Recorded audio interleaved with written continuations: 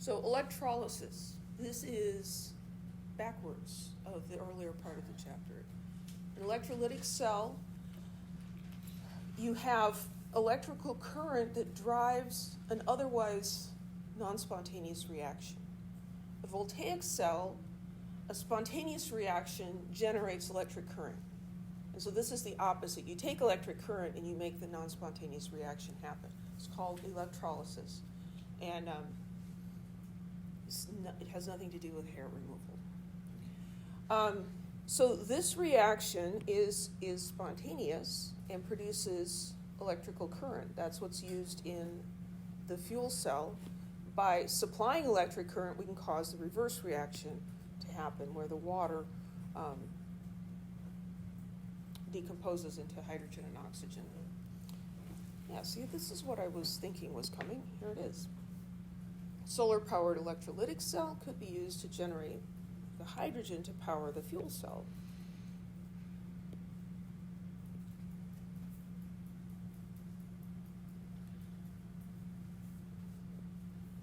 So here we have water with a soluble salt in it, and we're passing electric current through the water. And we're going to get bubbles at both electrons. The anode is giving off oxygen bubbles, and the cathode is giving off hydrogen bubbles. And then you can collect those gases.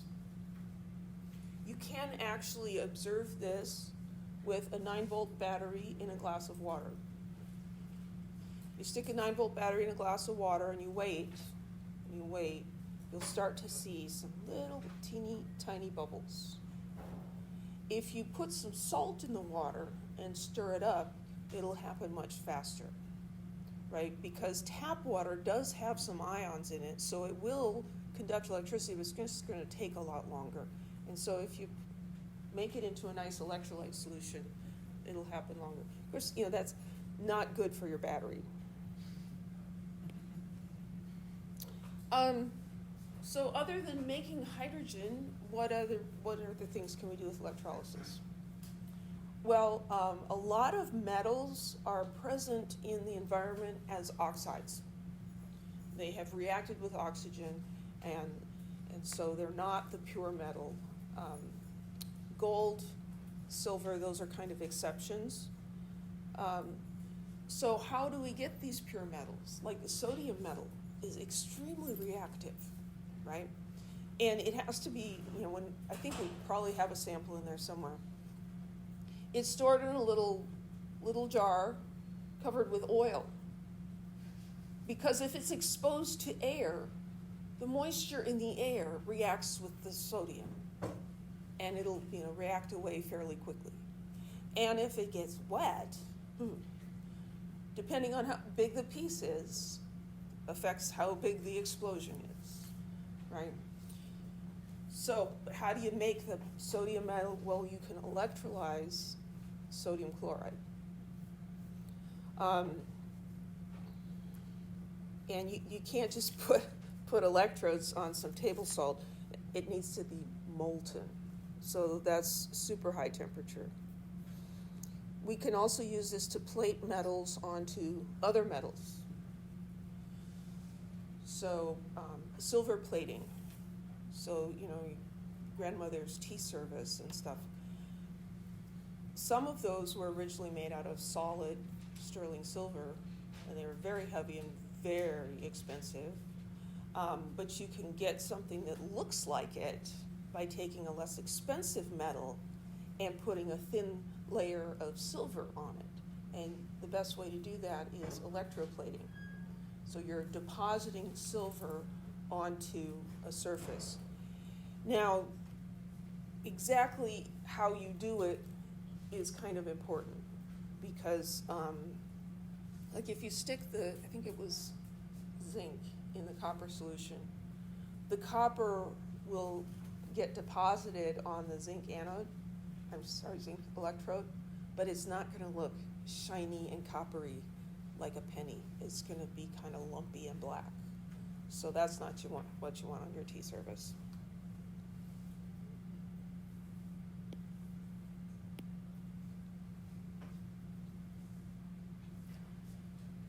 So how much electricity or what voltage do you need to make this non-spontaneous reaction occur? Well, it's going to depend on the half reactions.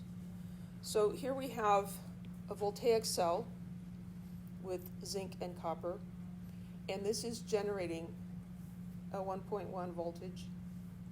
In the electrolytic cell, really everything is backwards, right? The reaction is going backwards, the electrons are going in the opposite direction, the anode and cathode are not the same, they switch, everything just goes backwards.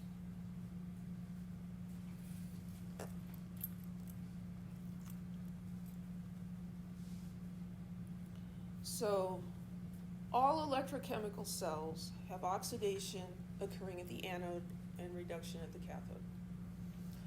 In voltaic cells, the anode is the source of the electrons. In electrolytic cells, the electrons are drawn away from the anode. Instead of them driving the reaction, they're pulled away. Cathode in a voltaic cell draws the electrons, and in an electrolytic cell, we get electrons being forced into the cathode. So this one is voluntary, and this one is forced labor.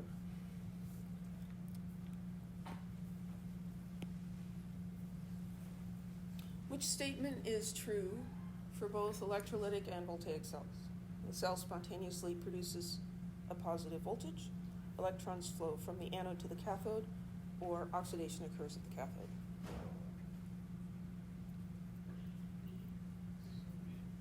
It's C.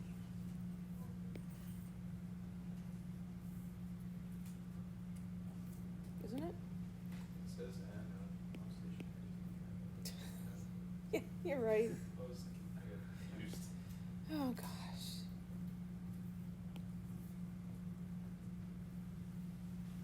Yeah.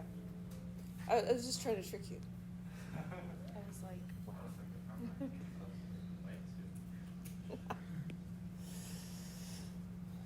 There we go. Predicting the products of electrolysis. So there's a couple different ways you can do this. One is using a pure molten salt, like sodium chloride. And so the anion gets oxidized, the cation is reduced. The chloride ion cannot be reduced anymore. And so it has to be oxidized. Sodium cation cannot be further oxidized, so it must be reduced. So they don't really have a choice about who's going to do what. But in other situations, you can have different things happen. So if your molten salt has more than one cation, one of the cations is going to be more easily reduced than the other. And a note here that those standard cell potentials in that handy table 20.1 do not apply to molten salts, because those are its standard conditions, right, which should be 1 molar solution, and this is a molten salt, pure compound. But the relative ordering is the same. So you can tell which one is going to be reduced. So if we have sodium and potassium ions both present, the sodium will be reduced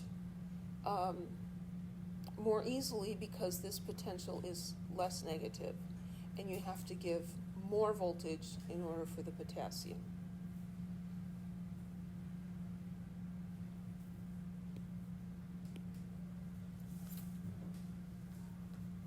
If you have more than one anion, you're looking at which anion is more easily oxidized.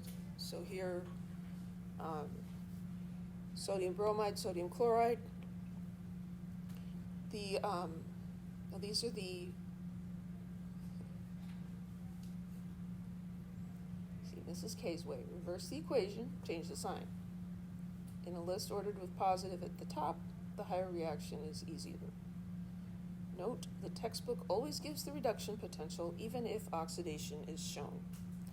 These are oxidation reactions, these are the reduction potentials. Why? Okay, so these would be the oxidation potentials. So the bromide is easier to oxidize. We only need to get up to 1.09 volts in theory, whereas we'd have to go to 1.36 volts to oxidize the chloride.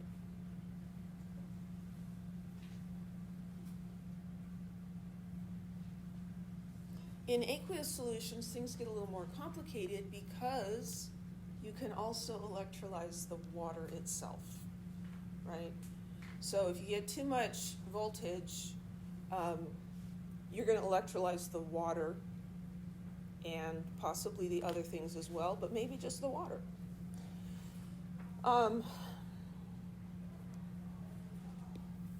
So the oxidation half reaction is this, and the reduction half reaction is this.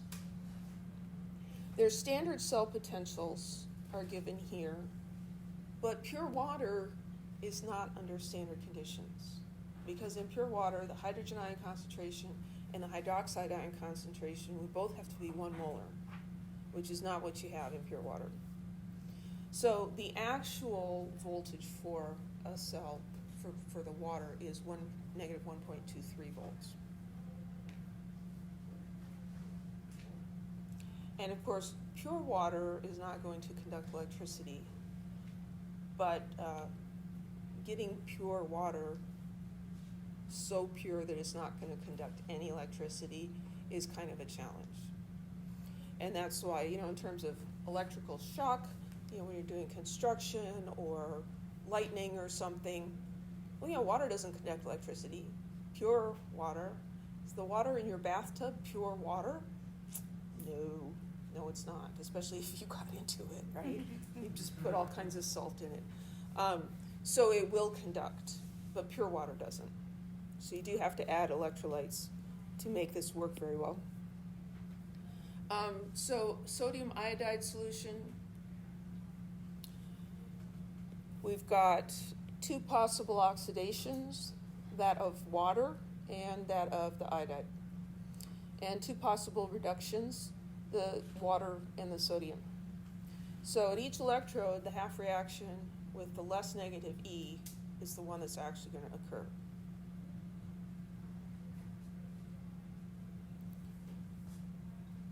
So here, this is less negative, so the iodide is going to be oxidized. But over here, the sodium is not going to be reduced. The water is going to be reduced. So you can't get sodium metal from an aqueous solution, which is probably a good thing, because as soon as you made it, it would react with the water, so that would not be great. But you can't get them from aqueous solutions because you need a higher voltage than the water itself.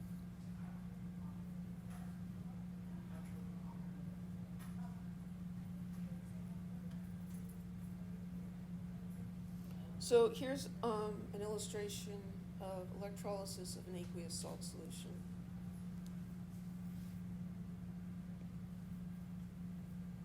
So we use inert electrodes, often things like platinum, because we don't want the electrodes to participate here. So we have iodide being oxidized at the anode, and then we have water being reduced at the cathode, and the sodium just hangs out. So we'll see bubbling at this electrode because the hydrogen is a gas. Any questions?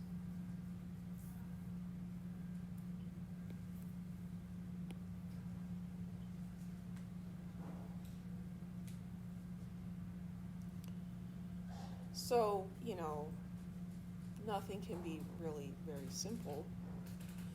So the added complication is overvoltage. Some non-spontaneous reactions will not go with just the theoretical amount of voltage. They need extra, right? So you have to go higher than what the table would suggest. So with water, the actual voltage needed to oxidize water is actually 1.4 volts, not 0.82 volts. But that's beyond the scope of the class.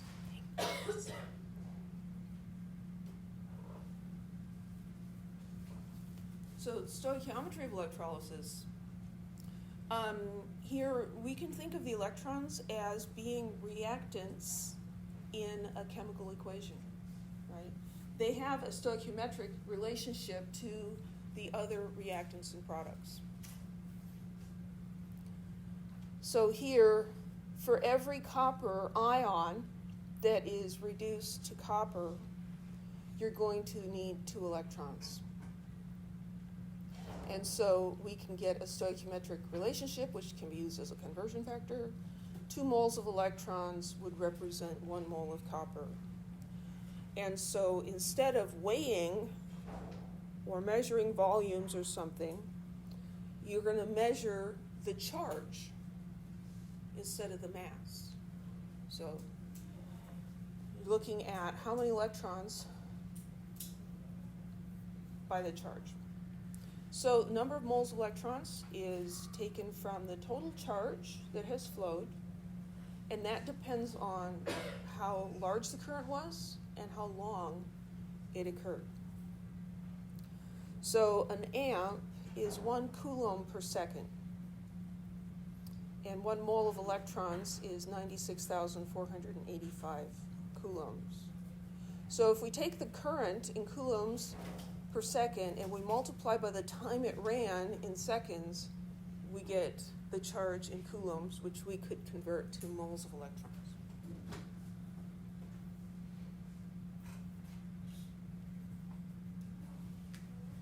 So silver plating uses the reaction Ag plus an electron to give silver metal. How many moles of electrons must pass through an electrolytic cell for silver plating in order to plate 3 moles of silver? We need 3 moles of electrons.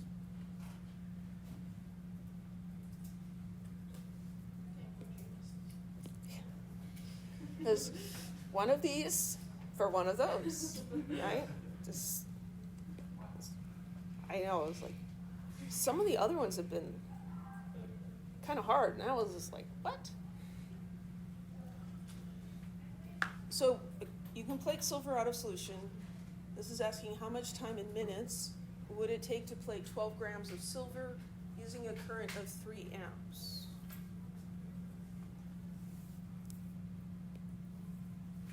So we've got 3 amps, and that is equal to 3 coulombs per second. And we've got 12 grams of silver.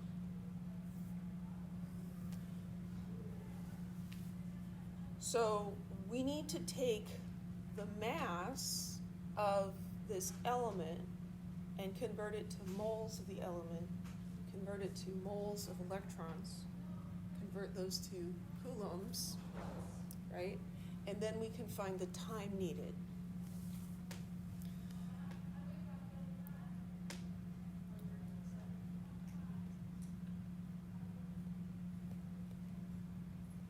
So we go to moles of silver, and then the equation here shows us that we need 1 mole of electrons for every 1 mole of silver.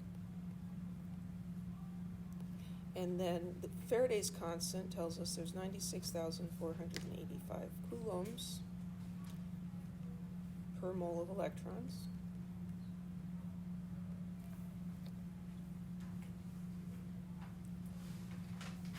And then if we multiply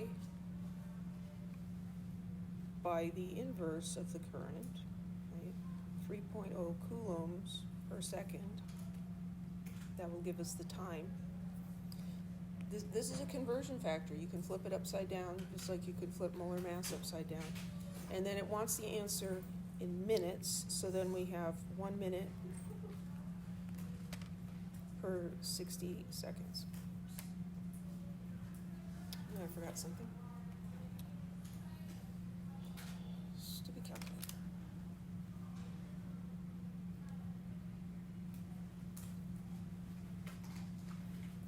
12 divided by 107.9 times 96,485 divided by 3 divided by 60. 59.6 minutes, or about an hour.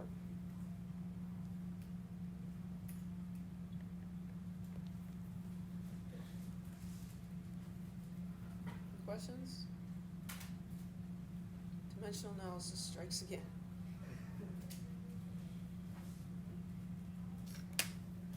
Like I tell my 1A classes, dimensional analysis was, I think, the most useful thing I learned in all of high school. It was just pull it out any old time. It's awesome. Any questions?